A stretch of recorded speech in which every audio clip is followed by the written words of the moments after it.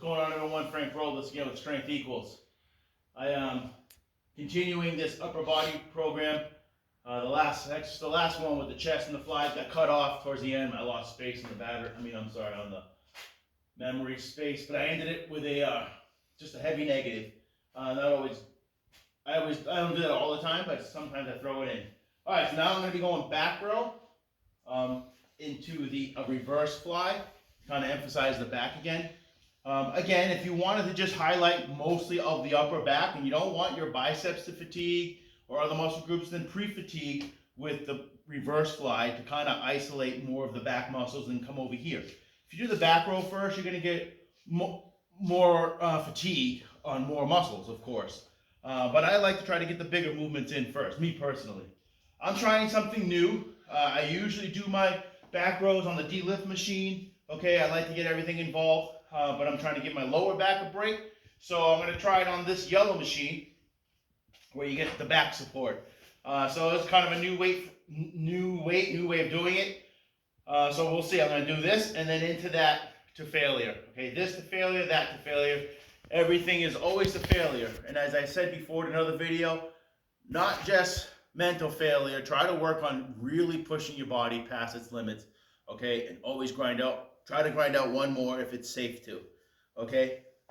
That's where having machines is good, or make sure you have safety like precautions set up, whether you're in a squat machine or a power rack, something so that you can push to failure without being crushed by weight, okay? All right.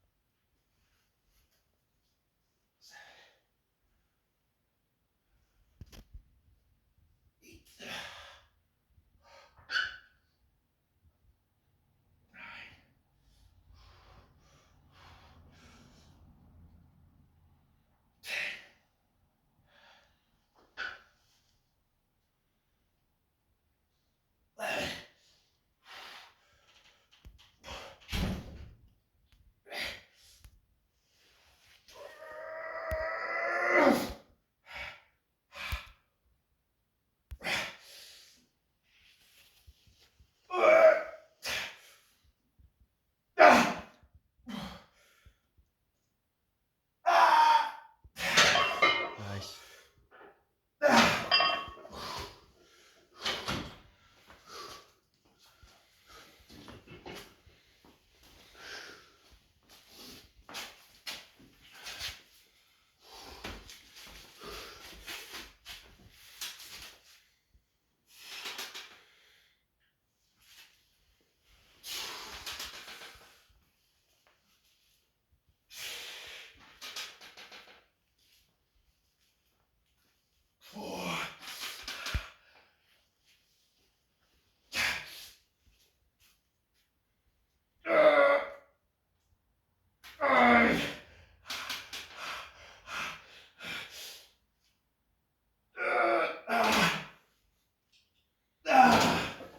All right, so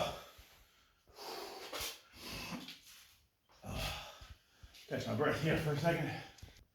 Okay, so over there I believe I got 11. Over here 6. I'm looking for 6 to 10 to failure on the first movement. Again, if we're thinking of time under tension, 30 seconds to a minute, 90 seconds tops. Really 90 seconds between the two. So, but don't get too caught up in those numbers. Again, it's just a reference, 6 to 10, 30 to 90 seconds, 30 to 60 seconds. If you only did 15 seconds of work, you're still going to stimulate growth as long as you went to failure and it was good time under tension, good tension on the muscle itself, not just under load and you were just throwing weight around, okay? And on the vice versa, if you went 2 minutes long, still good, okay? Go to failure.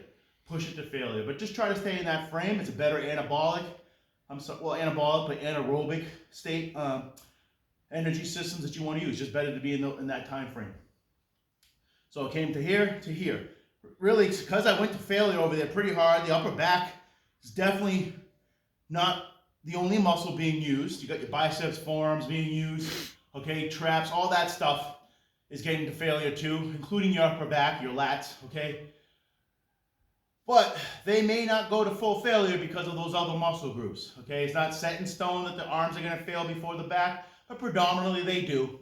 But there are people out there who have very strong arms, upper back's not that strong, and it doesn't go to failure. But this exercise kind of concentrates more on the upper back to really push it. And I feel it. Once I'm done there, I come here, I'm fatigued. Biceps are still feeling pumped, everything's feeling good. So anyways, this is the second exercise on this day. Unlike Mike also has chest, back. He'll do pull-ups really instead of the back row.